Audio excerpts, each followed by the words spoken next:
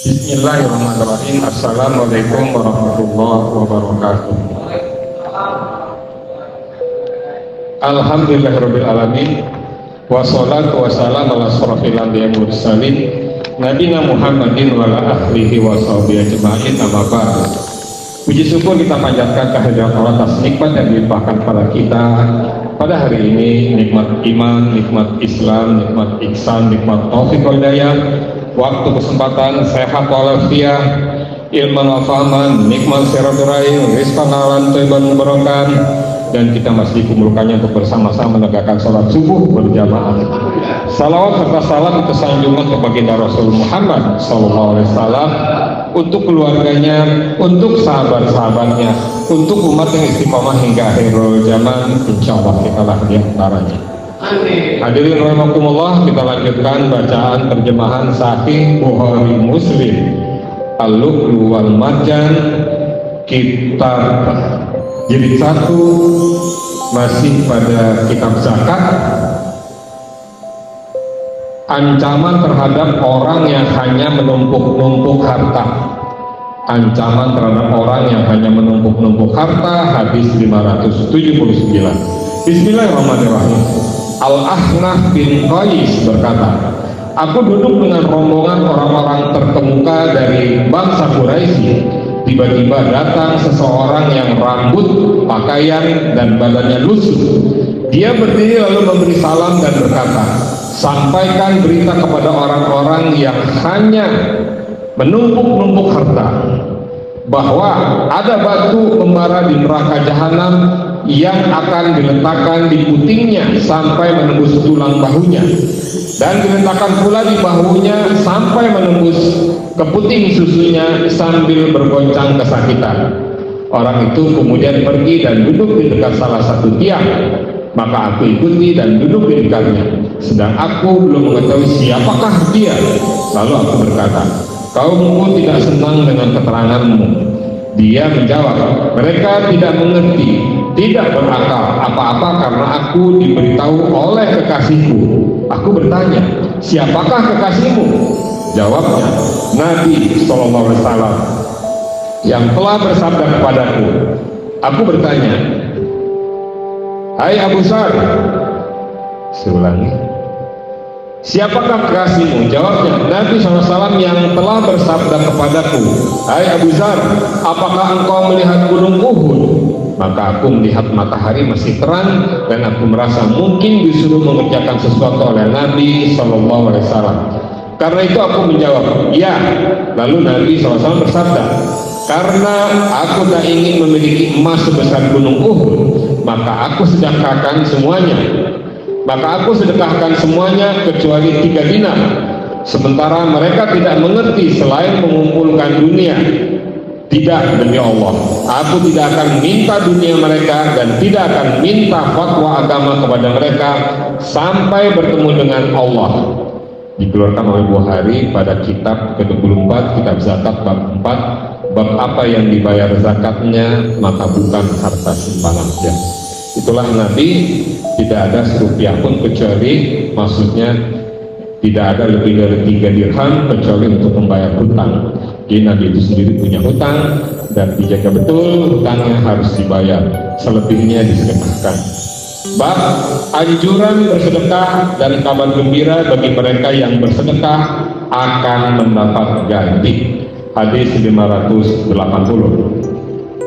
Abu Hurairah radhiyallahu anhu berkata, Nabi SAW bersabda, Allah berfirman, berinfaklah, niscaya aku memberi ganti padamu. Lalu Nabi SAW bersabda, tangan Allah tetap penuh dan tidak berkurang karena pemberian yang tercurah siang malam. Lalu bersabda lagi, perhatikan apa yang dicurahkan Allah sejak terjadi langit dan bumi hingga kini. Semua itu tidak mengurangi kekayaan Allah di tangannya, dan arsinya ada di atas air, dan di tangan Allah ada timbangan untuk menaikkan dan menurunkan. Dikeluarkan oleh Bukhari pada kitab ke-65, kitab tafsir, bab firman Allah, dan arsinya ada di atas air. Maksudnya kekuasaan Allah di atas air.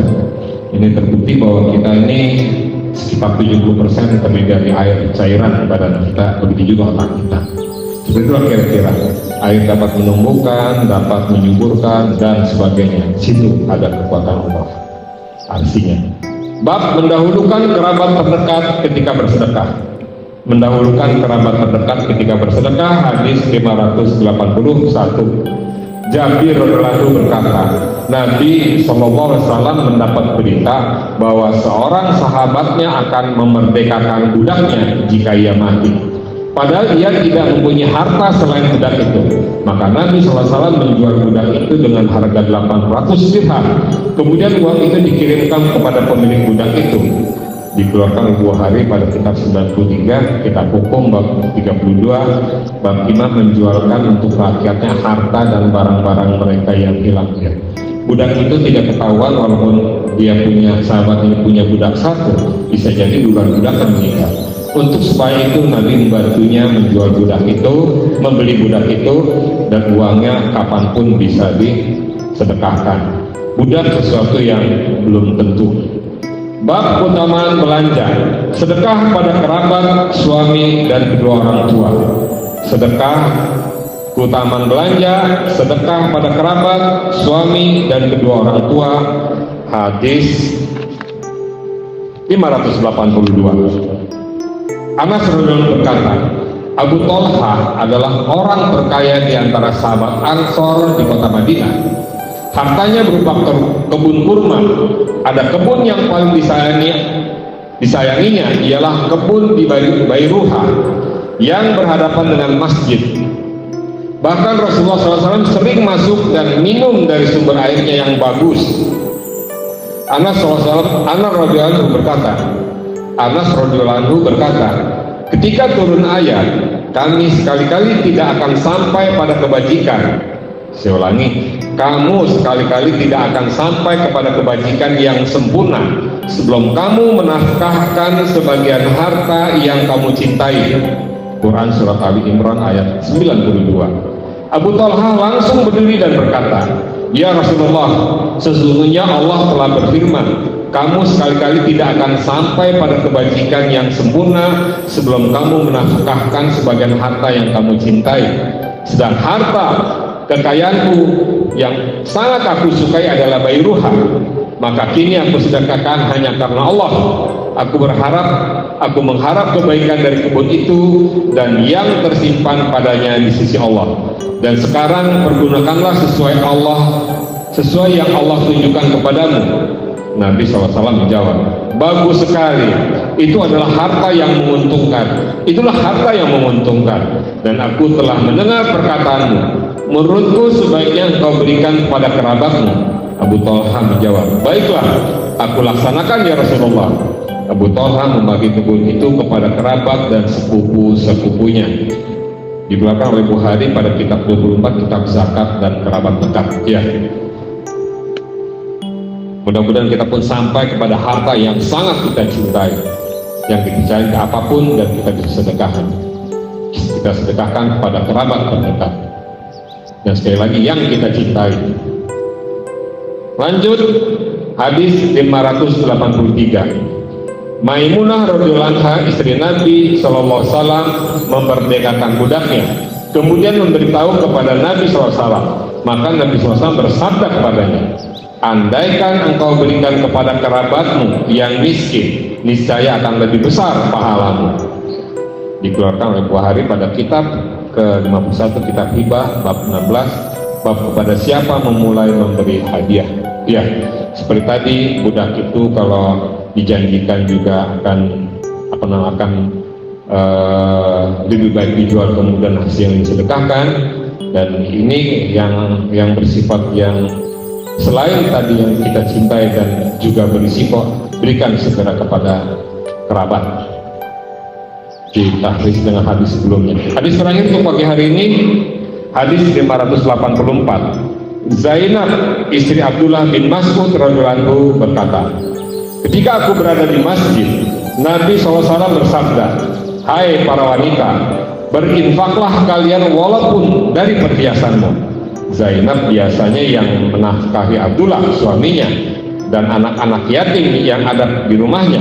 Maka ia berkata kepada Abdullah, tanyakan kepada Rasulullah, apakah boleh cukup jika aku sedekahkan kepadamu dan anak yatim yang menjadi tanggunganku ini? Abdullah menjawab, tanyakan sendiri kepada Rasulullah SAW. Maka aku pergi ke rumah Nabi SAW, ternyata aku bertemu dengan wanita yang keperluannya sama. Tiba-tiba Bilal datang dan kami berkata kepada Bilal, tanyakan kepada Nabi SAW apakah cukup atau sah jika sedekah kami berikan kepada belanja, kepada suami dan anak-anak yatim yang kami asuh, tetapi jangan engkau sebut nama kami. Maka Bilal masuk dan bertanya. Oleh Nabi SAW ditanya, siapa kedua wanita itu? Bilal tak berani berdosa terhadap Nabi SAW, maka ia menyebut Zainab. Nabi SAW bertanya, Zainab yang mana? Jawab Bilal, istri Abdullah bin Mas'ud radhiyallahu anhu. Maka Nabi SAW bersabda, ya boleh, bahkan mendapat pahala 2 kali lipat, pahala kerabat dan pahala sedekah. Hadis ini dikeluarkan oleh Bukhari pada kitab 24, kitab zakat, bab 48, bab zakat kepada suami dan anak yatim yang dipelihara.